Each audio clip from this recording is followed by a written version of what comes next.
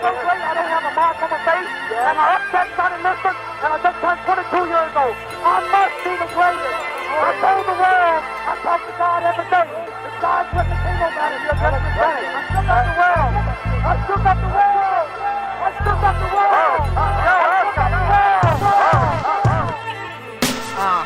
I said, can I be a legend? Search your soul and answer me this question. Do you think I have what it takes to be great, but still be humble and learn from my mistakes?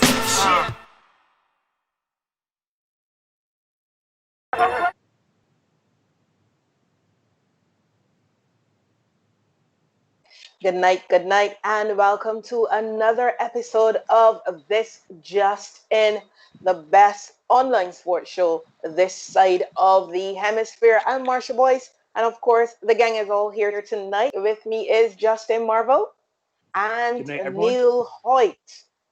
The Neil Hoyt, thank you very much. Good night, everybody. Sorry, my apologies. The Neil Hoyt. Thank you so much to everyone joining us here on our YouTube channel. And of course, you can follow us on Facebook, Instagram, and Twitter. Well, tonight we have an action-packed show for you. I know I say that a lot, but it is pure action, strictly action when we turn on the cameras here at This Just In. And tonight it's all about the NFL. You know, lots happening from cancellations to postponements to changing fixtures to Tuesday football, 2 games on a Monday night. But guys, let's start with an overall assessment of where things. Justin, I'm going to start with you. Right now, who, or I should say, which team do you think is the best team in the NFL? Are you ready for this, Neil? Ready for this one? I always ready, buddy. It's not the Kansas City Chiefs. It's not Seattle. It is indeed the Tennessee Titans. I know you did not see this coming. Wrong again. It is the Tennessee Titans, Neil, and I will tell you why. Okay. They lead the league, firstly, in turnover differential with +6. When you take away the ball, Neil, and you don't turn it over, the chances of you losing games are very, very unlikely. They are already leading the league this season with 9 takeaways as opposed to only 3. And 2 of those 3 just came this Sunday against the Texans that's just gone. I don't know why we continue to look at this team as if it's not a good one. Derrick Henry leads the league in rushing, 588 yards, 4.8 yards per carry. And that's not even the real deal as to why the Tennessee Titans are the best team in the league. Neil, there are no weaknesses unlike Kansas City that cannot stop the run and has problems in their secondary. There are no weaknesses like Baltimore, who has struggles passing the football. My own Packers, who cannot stop the run. There are no weaknesses, Seattle, who leaks points in the secondary. There are no weaknesses because since Ryan Tannehill has become the quarterback of the Tennessee Titans, all he has done is become like DJ Khaled and win. Since he has no matter what. Since he has taken over from Marcus Mariota, what do you know, Neil? The Tennessee Titans have had a 14-4 record, and I mean dating back to last season. He led the league. I know you did not realize this, Neil. He led the league in passer rating last year.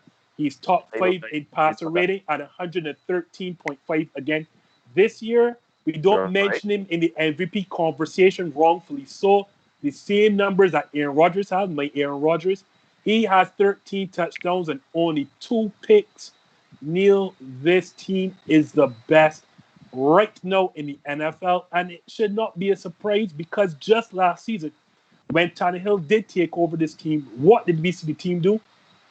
It went on the road in New England, of all places, and beat then defending Super Bowl champs in a road playoff game. And that is not all. They then turned around and went into Baltimore, a team that only lost 1 game all season, or 2 games all season before that, beat them easily in the road in a playoff game, and going into Arrowhead against the eventual Super Bowl champs, they led by as many as 10 points before we know Patrick Mahomes did Patrick Mahomes thing. Neil, they take away the football. They don't turn it over. They run the football. Ryan Tannehill is an efficient quarterback. There are no weaknesses on this team right now. I'm not telling you it's going to win the Super Bowl, but who is the best team right now, Marshall? Right now. Right now, you cannot look any further than the Tennessee Titans. Now, Neil, before you jump in, I just want to put things in perspective for our viewers. Now, the Chiefs, they just won their game, so their record now 5-1. The Titans, one of 3 unbeaten teams, along with the Seahawks and the Steelers. So, do you agree with Justin, Neil, that the Titans are indeed the best team right now? Considering Right now, that, you have 2 other teams who are also unbeaten. Mm-hmm. Well, no, I don't agree with him at all. I think he called a lot of teams there. I actually do agree that the Kansas City Chiefs, the Baltimore Ravens, his Packers, they're not the best team right now. Neither is the Tennessee Titans. I think it's the Pittsburgh Steelers. And I can tell you, no, for everything Justin said, he brings in their record. He says they have no deficiencies. That team is not great defensively. To me, the records of the Tennessee Titans and the Pittsburgh Steelers are pretty much the same. He mentions that Ryan Tannehill, he is playing very well, but Ben Roethlisberger is no slouch. The Pittsburgh Steelers, their receiving core is pretty well balanced. The Tennessee Titans do have a good receiving core. I mean, yes, you see Derrick Henry having 588 yards so far for the year, but he's carrying. Remind you before you go, Neil. You talk about receiving core. The Tennessee Titans played half of those games without their best receiver, A.J. Brown, second-year receiver. But continue. Right. But apart from that, Derrick really no, I don't know. He 588 yards for Derrick Henry, and the thing about it is Derrick Henry is carrying the ball at 123 carries per, right? For the season, but the Pittsburgh Steelers, they mix it up. They have the fella corner. That's his name, corner, right? Corner. And then we have Snell Jr., who both make up. To me, they make up just as good numbers as the one Derrick Henry. So to me, if the Tennessee Titans, God forbid, if any injuries happen to Derrick Henry, that's their running game right there, right? But really and truly, the reason why I don't think they're the best team right now is simply because, yes, their offense is prolific. I'm not saying not, but they can't stop anybody. Pittsburgh's defense is among the top 3 in the league, and they are number 3. Meanwhile, the Tennessee Titans are way down at the bottom of the table in terms of defense. Yes, they do take care of the ball, and yes, they are plus 6 differential in takeaways and giveaways. But the Pittsburgh Steelers are plus 5, just right there with them. So to me, the only difference is that they have a bit of fumbling issues with those 3 fumbles so far. But Ben Roethlisberger, he's not passing as great as Ryan Tannehill, but he takes care of the football. He is hitting his targets. You do have a balanced offense with the wide receivers, Juju Smith-Schuster, and the other guys there. Chase Claypool, yes. Yeah. Oh, Claypool. He's actually leading them in terms of wide receptions. So, I mean, to me, it's like, as you like to say, Justin, 1A and 1B, but I don't think it is. I think the Pittsburgh Steelers is 1A. No, Neil, because Neil likes to throw in stats without context. Unfortunately, I'm here for you. No. That's a serious accusation right there. That's a serious accusation. But Marsha, time out. On this, I am so glad that you're back, Marsha, because last week we missed you as a moderator. He can come on this show and try to tell the people that I bring stats without context. This is the same man that just said that the same Tennessee Titans are balanced on both offense and defense. Where you get them stats from? Now I'm going to tell you now, Marsha and Neil, yes, indeed, the Tennessee Titans have given up some points, but those have come in 2 big matchups because they had to play a playoff caliber team in the Buffalo Bills. You have not played any playoff team so far. I mean you by meaning Pittsburgh Steelers. Yes, sorry. Thank you. Pittsburgh Steelers have not played anyone of caliber yet. They played a Buffalo Bills team that is have just dropped to 4-2, and a Houston Texans team on the road led by Deshaun Watson. So of course those points are going. Those last 2 games. Who has the Pittsburgh Steelers? To me, their records are pretty much the same in terms of facing bad teams. In terms of facing teams? Well, I will say this, and there's a caveat to what I'm about to say. Indeed, Tennessee, the numbers will not favor Tennessee in terms of style points because they have indeed struggled in one-score victories over, I think, Jacksonville, Minnesota, and Denver, who I think have combined for 3 or 4 wins all season long. But you only play who's in front of you, one. And I agree. two, as coach always says, what does he say? Herm Edwards say, you play to win the game. That is what we do. We are 5. The Tennessee Titans are 5-0 right now. As I said, there are no glaring weaknesses. You've beaten. Everyone said they were feasting on. There are some glaring weaknesses on that same defensive side. They were feasting on bad competition, and they faced Buffalo Bills 2 weeks ago and pounding them 42-16. Also, Marsha, what Neil also forgets is that this is a team that went 2 weeks without practicing before playing Buffalo, albeit it was their fault for not adhering to CDC rules. But all the same, they had to go 2 weeks without being in their own practice facility and destroyed the Buffalo Bills on primetime television, albeit on Tuesday night. I'm not sure if you can call any program on Tuesday night primetime, but they beat them 42-16 in front of a national audience. You cannot look any further. Titans. And Marsha, thankfully for this show and Neil's bad pick, we will get a chance on the 25th. Yeah, but I want you to know, I'm glad you brought that up because on the 25th of October, the matchup. Guess who is favored to win in that matchup? Las Vegas is crazy. They don't have no. You hold on. So you see, the problem is he likes to destroy context when it doesn't fit his narrative. That's what I'm seeing here. Exactly. I am so glad Marshall's back. Since we are destroying context, Neil will not be only you. Only you. You're alone with that. Neil would not mind a friendly wager on the outcome of this game. Obviously, I'm choosing Tennessee to win. Neil, I would suspect, is going with Pittsburgh, as he has just told us all on YouTube land, that Pittsburgh is indeed the best team. So somewhere, let's put it in comments below. Tell us, what would you like to see the friendly wager? I'm not putting on any Las Vegas here. I was just about to tell you, don't do that. If you put the fans involved, we might go wear a dress the next time we live. So don't do that. We'll leave it to the fans or let Marshall decide. But I like Marshall deciding first, to be honest. I will definitely have to speak on that one. Right, but just to answer the question that I posed to Justin that he will not answer, the Pittsburgh Steelers are favored in that game, 52.5% over 47.5% over the Tennessee Titans. Just, if you know the spread, or are you not a gambling guy, Neil? I know the spread, but we're not talking about that. I'm not a gambling guy. We're not talking about that. So now we're on this subject of who's the best team right now. And Justin is all decked out in his fan gear, etc., etc. Interestingly, some might have expected him to automatically go with the Packers are currently 4-1 in the NFC North. They lost the game on Sunday. Already, agonizingly so.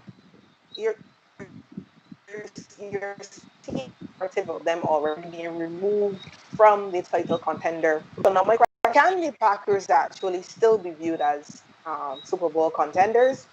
Is it too early to dismiss them? What are your thoughts? Of course, I'm guessing that you're directing this as towards me. This one, yes. Definitely. It's not the money Raiders here. You still have to view the Green Bay Packers as clear title contenders. Y'all know clear title contenders. I just want to make sure I got the adjective right.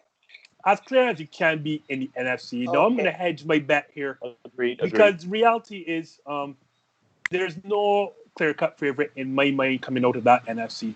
It's very muddled if you're, you look at it. And I'll explain and show you just an example. And we're going to talk a little bit about the NFC, in a bit. Yeah. So I won't go into too much depth, but the Tampa Bay Buccaneers lost to the Saints, and then the Saints lost to us, and then in turn lost to the Tampa Bay Buccaneers. So you can see already some muddling red. We have some clear deficiencies. Y'all know I've said on this show repeatedly. I don't know why we didn't address our defensive front early in the draft because we cannot stop the run. We saw that in 2 games against San Francisco last year, including the NFC title game. You saw shades of that yesterday against Tampa Bay. But more importantly, our offense that was humming along, there is one way to get us. And basically, there are a couple of teams that can replicate that situation. Last season, you saw the Chargers and the 49ers who beat up on us quite badly. They're built similarly on defense where they have very strong front fours, so they don't have to send extra defenders on the blitz, and then they can play coverage in the back end, and they can get after Aaron Rodgers by coming up the middle. And so again, we saw that against Tampa Bay. They have an extremely great front four. Even without the injured Vita Vea, they have Shaquille Barrett, Jason Pierre-Paul, and our great friend from those NFC North rivalries back in the day, Ndamukong Suh. They caused and created so much pressure without needing to blitz. But what really threw us off yesterday is because our offense now is more balanced over the years. Now you see the use of Aaron Jones and Jamal Williams in the run game. But their front four is so stout, particularly their 2 linebackers, Levante David and Devin White. And they, to me, are the people who turn this game on its head. They're so fast and so athletic and so rangy. And by that I mean, typically for your run to bust off big runs or even just good 5-6 yard gains consistently, what happens is that either your guards or your center has to get to the second level past the defensive line and block incoming linebackers. But as I said, Devin White and Levante David are so fast. They hit the hole so quickly and got onto our running backs without our guards or center ever getting to that second level. And they caused, us to abandon the run game very early in the piece. So we became one-dimensional. And from the time that we became one-dimensional, then it allowed them to tee off and just their pass rush was just their pin their ears back, as the people would say, and they came after Aaron. And after Aaron's first interception, that pick 6, it was clear he was rattled, and then that was the end of the game from there because we did take a quick 10-love lead. So it would seem like I'm saying, with all that being said, that the Packers are not indeed a Super Bowl title contending team. But not every team can replicate what the Tampa Bay Buccaneers do with their front 7. And you have to be extremely great in your front 7 to get after the Packers. Like, when you look, as much as we have feasted on lesser competition, you're not going to expect Aaron Rodgers to have a multi-interception game again for the rest of the season. This is a guy who has a career record low interception rate of, I think, 1 point, a little bit. Mm-hmm. He has the greatest career touchdown to interception ratio at 4.5. This is a guy that just does not turn over the football. So you don't expect to see that again. I think this is I know Marshall likes to joke at me with this, but that was the one bad game I think you're going to see out of Aaron Rodgers for the season. So you finally admit then that there is such a thing as a game to lose. No. You finally admit it? No. Time again, we prove that there is such a thing as a game to lose. That is Aaron Rodgers' bad game, so that's throw up there. I'm not saying that was his game to lose. He was due to be bad. For a bad performance. This is not to say that Tampa Bay defense will not cause us issues down the road, but likely because they're not divisional opponents, we won't have to see them again. Like, the only issue I have right now that really needs addressing is our inability to take away the football. Not only are we not stopping the run, I think we have a league low 3 turnovers. We have caused 3 turnovers in just 5 football games. That will not do.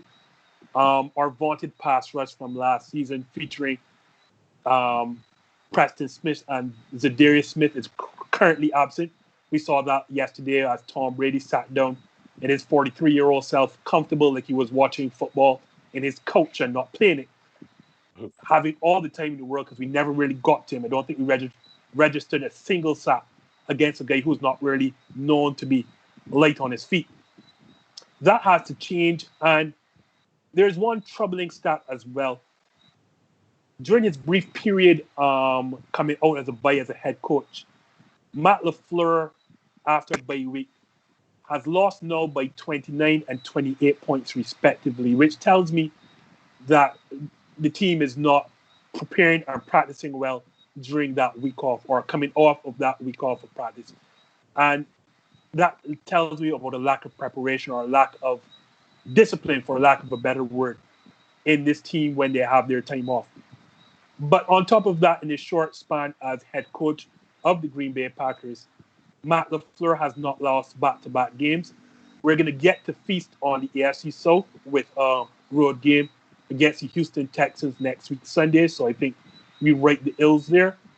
And because of our relatively soft schedule going down the road, I think the Packers, once you win your division, you're in the playoffs. And because of how hard, and we're going to talk about that, how muddled the NFC West is going to be for sure, how weak the NFC East is, and the Buccaneers and Saints will have their hands full with each other in the NFC South, then you still cannot look past the Packers as a Super Bowl contender coming out of the NFC. Well, Neil, I want to turn the attention to you and focus a bit more on the Buccaneers themselves. So Tampa Bay, they're currently leading the NFC South with a 4-2 record. Are they the real deal at this stage? So the Tampa Bay Buccaneers, I mean, I do think they are. I think that right now, when you look at their team as it's constructed, Justin alluded to it, with their front seven and their defense, they have all the right pieces. Their offense is. Here's the joke. I actually think that their problem is Tom Brady, or rather the acclimation to a new team and a new system and a new way of doing things. Because when I look at the team and the games that they've played, their schedules and everything like that, they're as good as any team out there. They're 4-2 right now.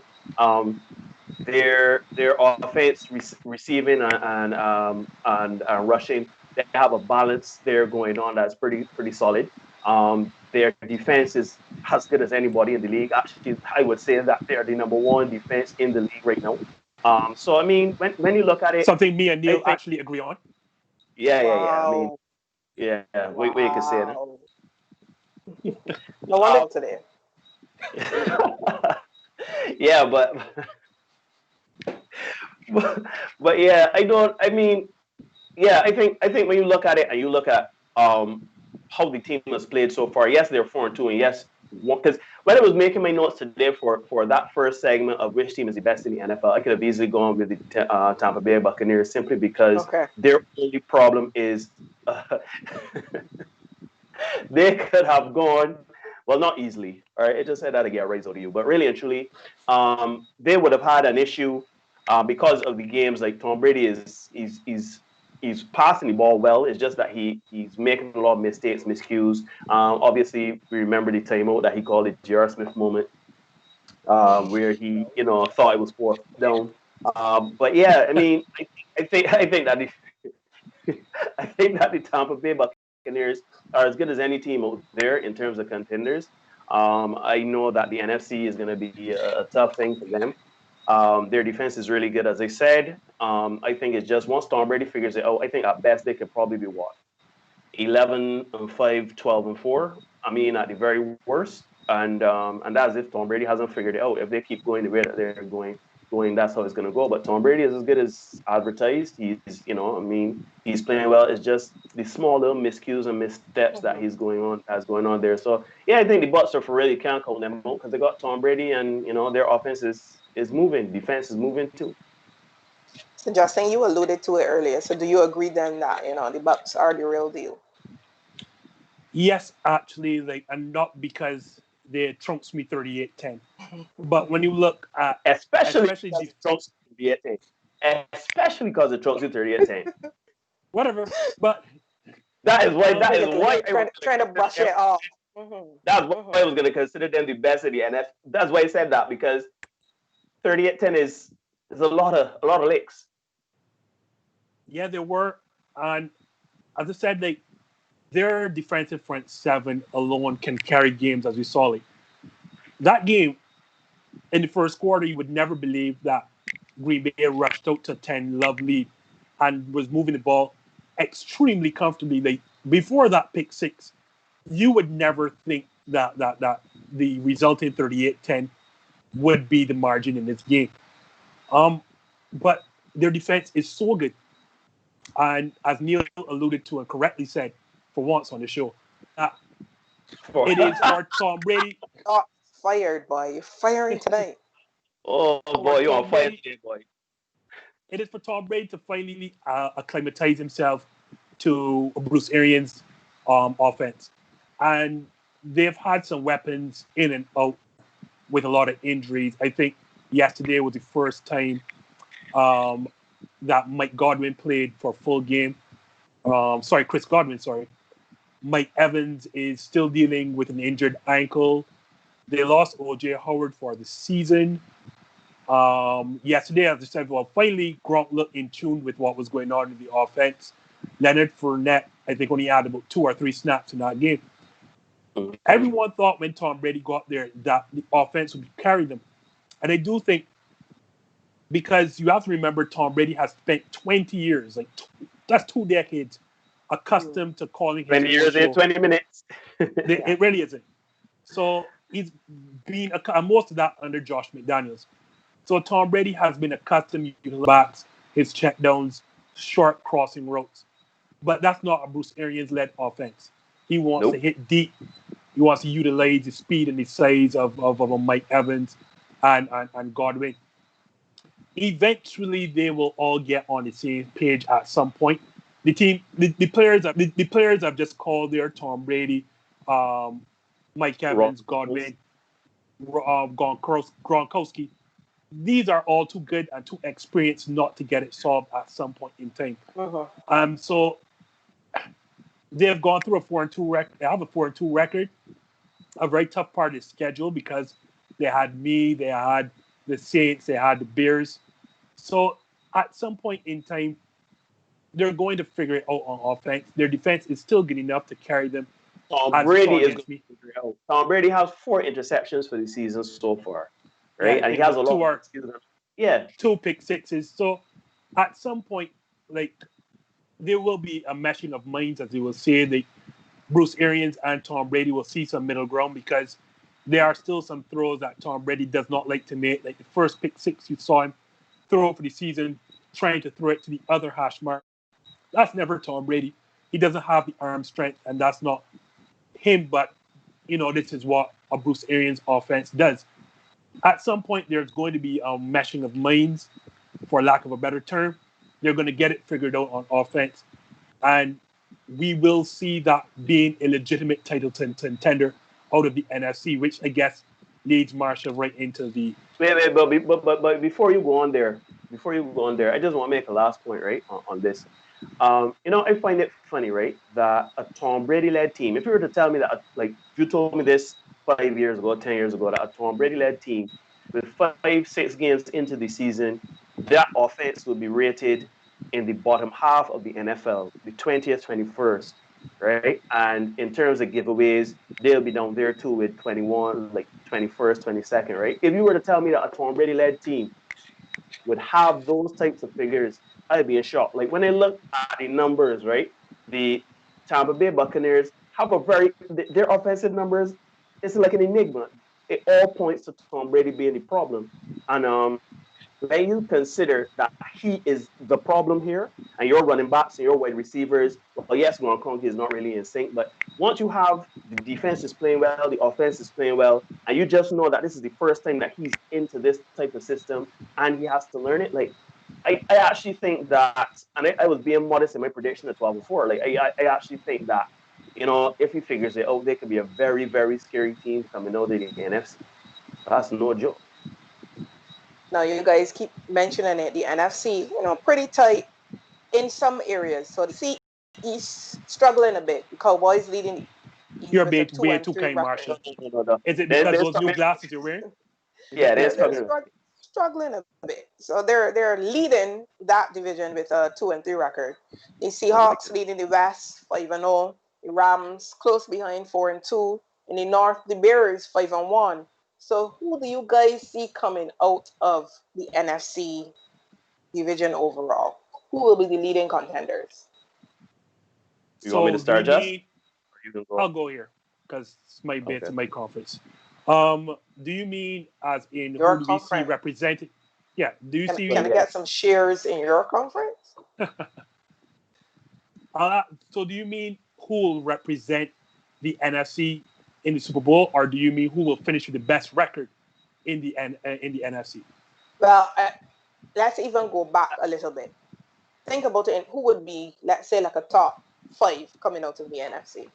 All right. Yeah. So here we That's a go. big question because it is going to be too hard to call, a little too hard there to call a top team coming out of the NFC. Right. So this year, both conferences have an extra playoff spot. So Yeah, it'll be so they're 7 and taking not 6. 7. Yeah. So let's start from top to bottom. Yes, right now the Seattle Seahawks are 5-0, perfect unblemished record. Even with their glaring deficiencies on defense, though, and this is not the reason why I will not pick them to have the best record. The problem is, right, not only are they having problems defensively, the issue for me is that I don't think any team in the NFC West is going to have the best record because of how tight and how good the NFC West is. I don't even think it's just the best division in the NFC. I think it's the best division in all of football. When you think and consider that the defending NFC champs, the San Francisco 49ers, may actually be right now the worst team in that division, it just tells you how good from top to bottom that team is. So let me pick at Seattle first and tell you why I can't see them finishing the best record. As great as as much as I expect Russell Wilson to finish the season as the MVP. The problem is, Marsha and Neil, of their remaining 11 games, 6 of which are the rest of their division. They still have 2 games against the Arizona Cardinals, 2 games against the Los Angeles Rams, 2 games against the aforementioned San Francisco 49ers, and a 7th game against the Buffalo Bills. Those are 7 of your final 11 games. I do think what is going to happen, I think like 3 teams will come out of the NFC West, but they're just going to beat up on each other. So none of them are going to come out with like a 13-3 record. Yeah. Best case, you may probably get 12-4 or 11-5. But you're going to see each and every one of them just beat up on each other. And you've already seen that. I think Arizona has already gone to San Fran and beaten them, knocked them off. And just last night, San Francisco beat the Los Angeles Rams. So that you're seeing that already. They're just going to beat up on each other. Then the NFC least, as I like to call it, and not the East. NFC least. I like that. I like that. You just mentioned it. The Cowboys, I think they're playing as we speak, are leading the division with a sub-500 record. A sub-500 record, 2-3, if memory serves me correct. Yeah, 2-3. And missing Dak Prescott right now. I think with the NFC East, whoever comes out, and there's only going to be one team coming out of that division, whoever comes out of that division is going to come with a 500 record exact. You heard it here. They're going to finish 8-8, and only one team will represent the NFC East. We saw that happen basically last year with the Philadelphia Eagles. So basically, eliminating those 2 divisions as the people who will send for the top seed, it really comes down to the winner of the NFC North or the NFC South. I think Tampa Bay, when Tom Brady, as we just said, gets acclimatized more to Bruce Arians' offense. I think when the Saints travel to Tampa Bay, I think Tampa Bay gets their revenge. So another beaten up situation. Not because it's a homer pick, but I do think the Packers will get the top seed. I'm not saying they will represent the NFC. Just admit that it's a home team, but no, it's because your favorite team. I don't think that the Packers will make it to the Super Bowl, but I do think because of our schedule, as I mentioned before, and part of that we have to play the weak AFC South. I do think that, and we've already won half of our division games already. I do think that we come out as a top pick in the NFC simply because of schedules and divisions. Yes, currently the Bears lead our division 4-1, I think 5-1. 5-1. But Five and 5-1, one. Yeah. 5-1. But they do have their strong part of the schedule remaining. They still have 2 games against us, and we swept them last year. And I don't see with their offensive issues that they have already. They have an elite defense. Make no joke. I think they put their defense on the lines of Neil's Pittsburgh Steelers and right behind the Tampa Bay No, Buccaneers. no, not Neil's Pittsburgh Steelers. You know what I mean. But I have them right The about fans flat. But don't their know. offense. Those listening I mean, don't know you. have a Raiders shirt on, so they should realize that you are a Las Vegas fan now. But yes, indeed. I think the Bears have 2 games against us still. The strong part of their schedule. So just by, I want to say by random selection, or not random selection, but just by strength of schedule, I'd say the Green Bay Packers will indeed come out as a top pick. I think then, because also strength of schedule, Tampa Bay, then you're going to see a slew of NFC West teams. That's what 1 and 2 and 3 is 5. You have to put the NFC East winner. Unfortunately, Yeah. whoever is, I will risk and gamble. Maybe the Dallas Cowboys, maybe. And I think another NFC South team, the Saints, and maybe possibly the Bears. So I think that rounds up 7 teams to go to the playoffs out of the NFC in no order. But I'd say the Packers, then the Bucks, and probably 2 or 3 NFC West teams. So Neil, what about you? You have a top 7? Well, yeah, I mean, I do agree with Justin in terms of the Cowboys and the NFC East. I mean, or the NFC East. Come back home, my lord. Come back home. I'm not sure why my camera This is isn't that lagging. kind of. This isn't that kind of show, Justin. This is not that kind of show. This is not karaoke or us. The Cowboys are bad, but the NFC is worse. So the thing about it is that yes, they lost that Prescott, but Andy Dalton is still a capable quarterback, and they do have enough to, as Justin said, go 8-8, 9-7. So I mean, yeah, they'll be the only representative for the NFC East. Outside of that, I do have the Packers. I do agree with him with the Packers simply because their schedule is a bit easier. And they do have Aaron Rodgers. They have Aaron Jones. They're playing well. And not only that, too, but the Bears have great defense and everything like that, but their schedule is gonna really show what they're about. That and their lack of, having a disproportionate defense to offense kind of thing. They have a great defense, but a middling offense. Who else is there? There's the NFC West. I actually think the Rams are going to come out of that because, as Justin said, Russell. You should have saved that for a hot tip, but continue.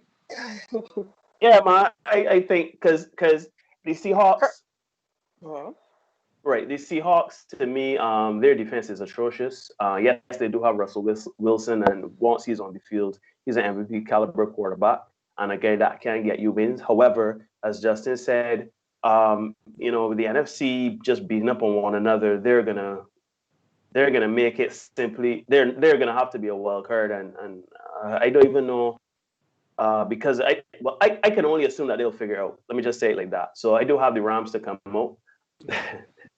So I have the Rams to come out. The Rams play great defense, but other than that, the Tampa Bay Buccaneers over the Saints to come out to the NFC South.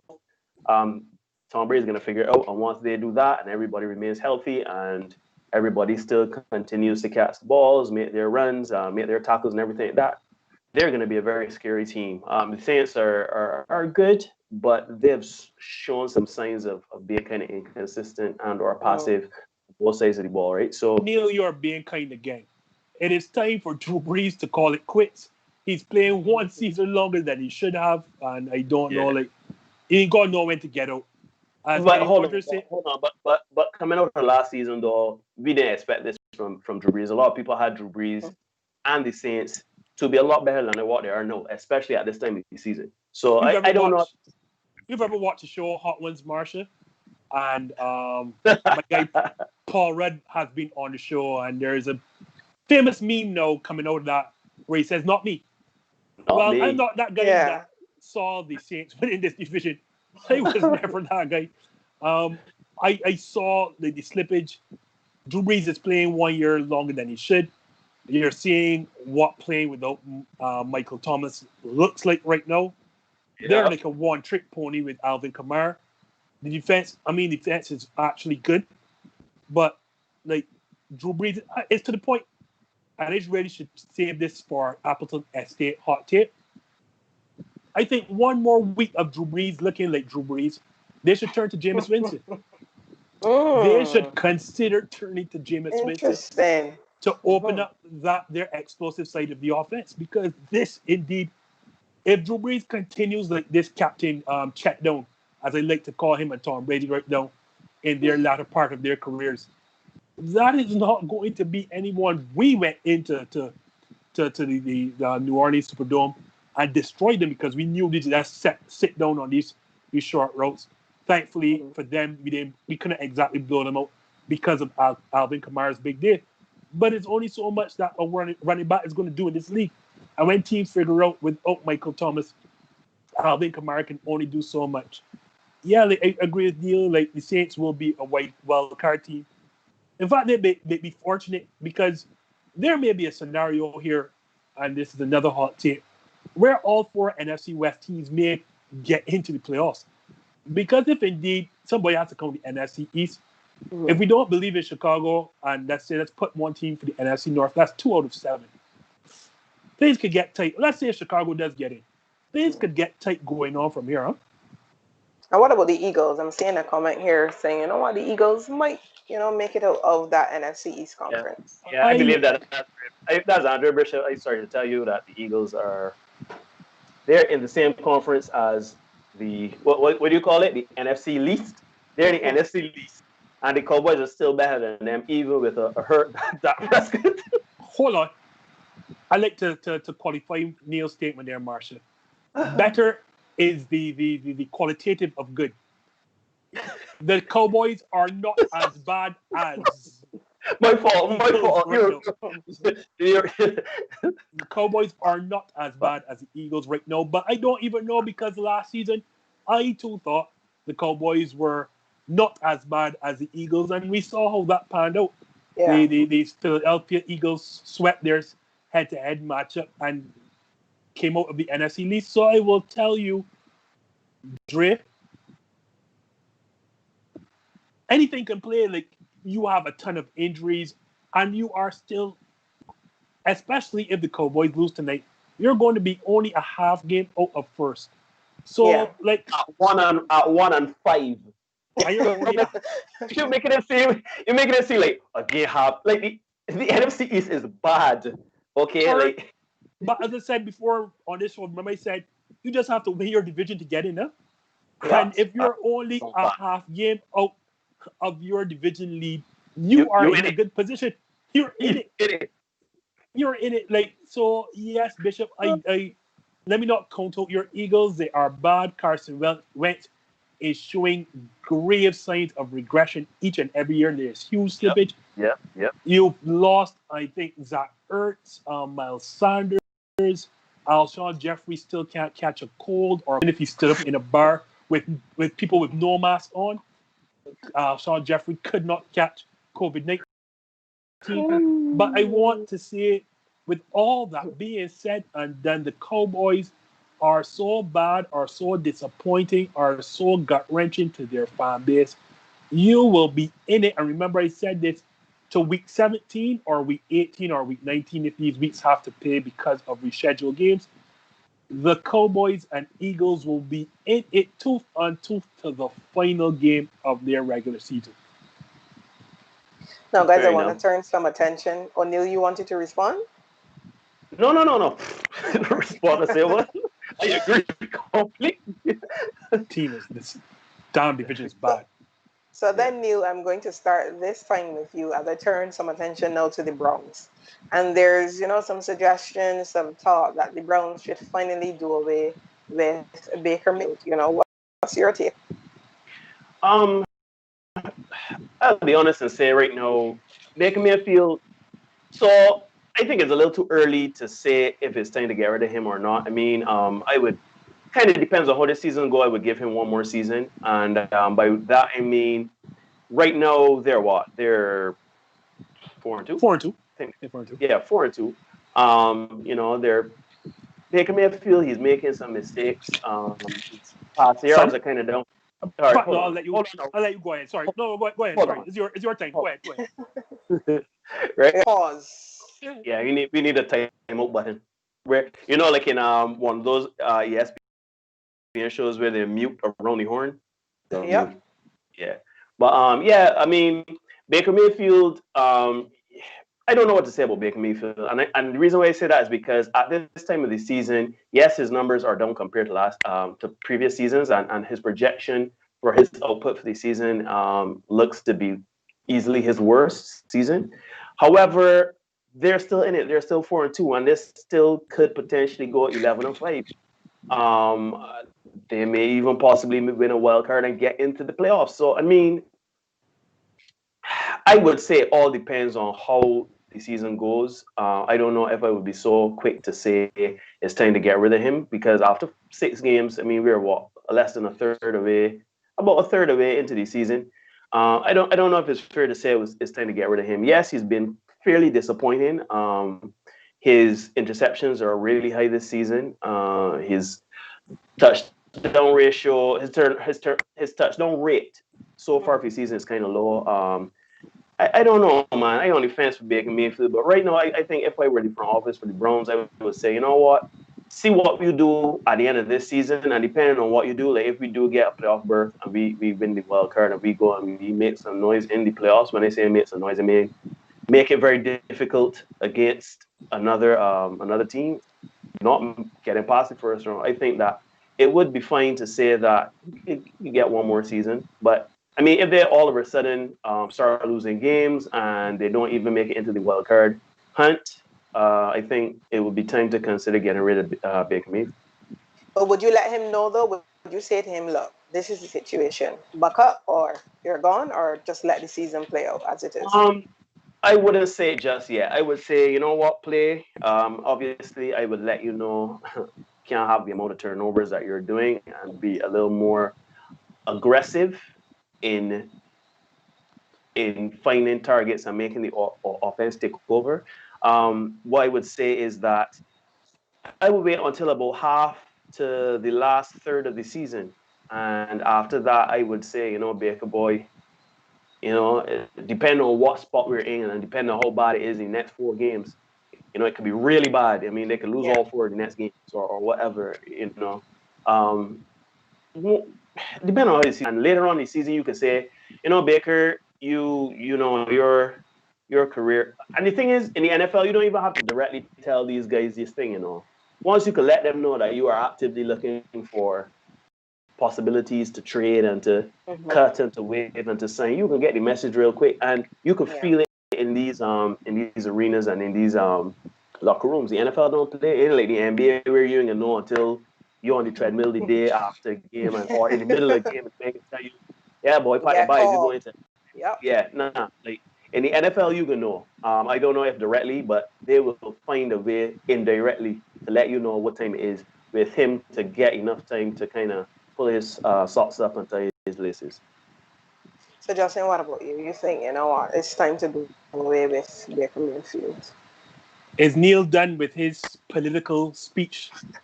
Joe Biden, you're finished there? I can but you see, this is the point of this show, right? Now, I am the guy that tries to be as PC as possible. It's 2020. We have to be PC. You coming up guns blazing. You talk about the boy can't catch nothing. Not even COVID-19. No, COVID. You understand? You're calling about the NFC least. Like, you're looking for enemies, but it's your show. So if you can't get canceled, we can't fire you. So nope. Say finish, Biden. Sorry, Biden. Get him, Trump. No. Oh my gosh. No. Bad comparison. This is not that kind of show, guys. This is not that kind of show. Okay, so apologies. You are correct in saying that they will make the playoffs. Not with an 11-5 record, though. Probably something like 10-6. Our best. At the very best, 10-6, because they do have games against your Raiders, the Tennessee Titans, That's a the dub aforementioned, for the Raiders. That's a dub for the Raiders. the aforementioned Tennessee Titans, best team in football right now, Oh, dear. and 2 more division games against the Baltimore Ravens and the Pittsburgh Steelers. 2 Now losses. you're asking me, yes, you're going to ask me why are those guaranteed 2 losses? Well, you didn't ask, but I'm going to tell you now. They have lost those games respectively. I think let's look at this computer 38-7 and sorry for not looking at the screen, folks. Oh, and 38-6 against the Ravens and the Steelers. 38-6 and 38-7. So I think we can comfortably say that those are 2 losses there, Rata. Right. So now that I'm not here with the politically correct speech. Yes, Marsha, after this season, it is time to end this Baker Mayfield show, whatever you want to call it. This facade, this nonsense, whatever, it has to stop. No, like anyone else, I too was encouraged by Baker Mayfield's stellar rookie season, let's call it that. 27 touchdowns, 14 interceptions. I think above 60% completion rate. But like the dudes on ESPN said today, unlike the progressive ads he has been in, he has been nothing but regressive this season. He has regressed so bad the last 2 years. Last season, he was 22 touchdowns and 21 interceptions, below a completion percentage of 60%. This season, about 10 touchdowns, 6 interceptions, barely scraping 60%. But I'm not going to bore you with stats as I typically do on this show, other than to tell you, in 30-odd games in his career thus far, Baker Mayfield already has 11 multi-interception games. This is not me exaggerating to make a point this time. 11 multi-interception games, including yesterday. Baker Mayfield is so bad. Pop Warner quarterbacks, and I don't mean Pop Warner as a little boy quarterbacks, are taught from young. Pee-wee football quarterbacks are taught how to read the difference between a cover 2, a cover 1, or a cover 0, which is an all-out blitz. Baker Mayfield on his second pass of scrimmage yesterday, second, not the 5th or the 6th, the second pass, was fooled into thinking it was cover 2, did not see cover 1, and threw a pick 6. Could you believe that on the second play of scrimmage? This is no, you can argue, and I'll make Neil's point for him. You can argue, well, this is a guy. I'm going to make Neil's point for him. Yeah, just briefly, because I'm going to make Neil's point. You in rare form tonight, buddy. You in rare form tonight. you can say that Baker, is only entering his 3rd, and in that short span has already had 4 head coaches, right? The problem is this head coach has been good.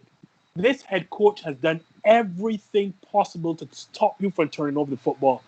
This head coach has taken the ball out of your hands.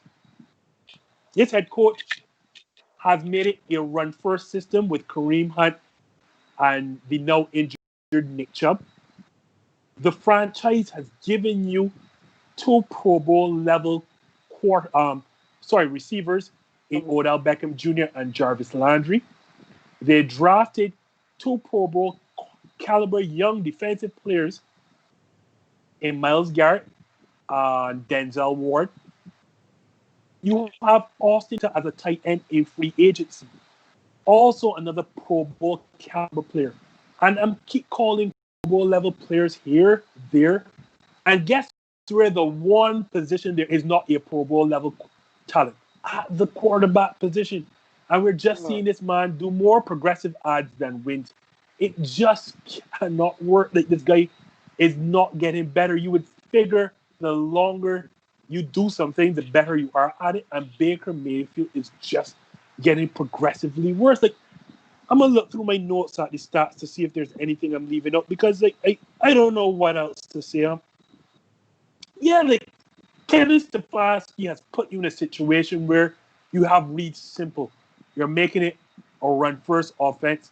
You have it play action and then simple bootleg rollouts where you can only have half the field available to you and simple 1-2 reads. And even those Baker Mayfield are messing up. And then if the play goes wrong or you miss your first read and you're asking Baker Mayfield to do more, then you're in problems. This is not the guy that can win you football games at a high level. Playoffs because you have Jacksonville and you have the Cincinnati Bengals on your schedule and the likes thereof. Huh? But the problem is that we've seen already against the Pittsburghs, against the Baltimore. You're going to see it against Neil's Las Vegas Raiders. You're going to see it against the Tennessee Titans. He is not good enough to win. And when you have Pro Bowl level players at every level on both sides of the ball, at some point they're going to get upset and wonder why are we not winning games, and they're going to look at the obvious. I liken this to Arizona's situation. In that same draft in which Baker Mayfield went number 1 overall, the Arizona Cardinals took a guy, Josh Rosen, number 10. This is just in 2018. They took Josh Rosen 10. They quickly realized within a season that Josh Rosen was not the answer. So instead of doing what all other bad franchises do and say, well, it's only been a year, let's hold on and see what goes on. No. The very next year, Marshall, would you know it, they turned back in the draft and took Kyler Murray, number 1, got rid of Josh Rosen, admitted their mistake because, as I said on this show over and over, it is one thing to make a mistake. To be human is to err. The problem is when you don't admit and acknowledge the mistake as a mistake, it is akin to making 2. And the longer that the Cleveland Browns hold on to Baker Mayfield going forward, it is like making a second mistake. They made the first one in drafting him the first place. Don't make a second one. Unfortunately, they're not going to be bad enough to tank for Trevor Lawrence, the presumptive number 1 overall pick coming out of Clemson. But I wouldn't get rid of him this season because I don't think Case Keenum is going to be any better. Case Keenum is going to be any better at your quarterback position. But make no mistake, when you can find one, try and draft a quarterback, as the old people would say. Just draft one and acknowledge it. Just acknowledge that Baker Mayfield was a mistake. All right, wait. Marsha, I want to retort. You finished your monologue? You're like a Bond villain or a comic book villain. just monologuing. They really should be just saying something of substance. So keep cool, Blofeld. Now, this is my thing, right? Now, you actually made a very interesting point, right? Like, if you get rid of Baker Mayfield, I agree, if you want a Super Bowl, he is not that. If you want to go deep in the playoffs, he is not that. However, the Browns are just glad to be there. And if that is what you want, a face and a franchise to sell jerseys, to sign autographs with kids and kiss babies, and win you enough football games that you're in the conversation of playoffs, then I think Baker Mayfield is that guy. If you're looking to really move up the ranks to the NFC and get, sorry, not the NFC, the AFC, you're trying to get up the ranks to compete for a Super Bowl, then I know what to tell you. Because that ain't Baker Mayfield. But question is, hold on. My question is, what are you going to do? Where are you going to get this quarterback? You're going to draft a quarterback? So I'm hearing you, and that's why I said this season. Well, let me disagree. The Browns are not feeling good enough just to make it. No, yes, they have been out of the playoffs for an extended period of time. But the problem is when you draft Pro Bowl level talent like a Myles Garrett, like a Denzel Ward, and you bring in Pro Bowl level receivers like Odell Beckham Jr. and Jarvis Landry, and then you go in the free agency and you acquire Austin Hooper, there are clearly expectations. So just to make it is not good enough because you have... I understand your expectations are great, right? But what I'm asking you, you're just calling all of those Pro Bowl talents, right? Defense and offense on both sides of the ball, Pro Bowl talents. Where are you going to get an equally level quarterback to deal with that. From. To me, if you start to get rid of, hold on. No, you will ask me in my turn. When you get rid of Baker Mayfield, you are not going to get a Pro Bowler coming through your door. You may not even get a good enough quarterback to mitigate and deal with all those. I mean, Baker Mayfield is not dealing with all that talent right now.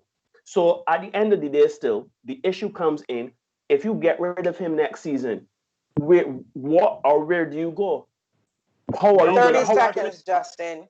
30 seconds. Here is my hot take for night 6 hot take. 30 seconds. You trade for Matt Ryan because the Atlanta Falcons will inevitably blow it up at 1-6. They are paying a king's ransom for Matt Ryan right now. A max level, there's no max level contracts really. If you're paying $30-odd million for a quarterback and you're only 1-5 in the NFC South, in a loaded NFC conference where you're not going to make the playoffs, I suspect that Matt Ryan will be soon expendable. You trade for that guy, and there is your answer, Neil. Matt Ryan, you take pieces. That was a pretty good answer. Well, of course, we can continue this conversation on Thursday night in the mailbag. We will be live on Instagram at 9 p.m. there. Follow us at ThisJust1N. They're on Instagram. We're also on Facebook. We're on Twitter. And thank you so much for joining us right here on YouTube. Be sure to like, comment, subscribe, as well as share this channel with your friends, your family. Let them know what's happening here. This just in, doing it bigger, better, and bolder in season 2. That's it for us tonight. I'm Marsha Boyce. I'm Justin Marvel. And I am the Neil Hoyt. Saying goodbye. Good night, everybody. I don't have a mark on my face, and I upset Sonny Liston, and I just turned 22 years old. I must be the greatest. I told the world, I talk to God every day. The God's with the king about it. You're just the same. I shook up the world. I shook up the world. I shook up the world. I shook up the world. I said, can I be a legend? Search your soul and answer me this question. Do you think I have what it takes to be great, but still be humble and learn from my mistakes? Shit.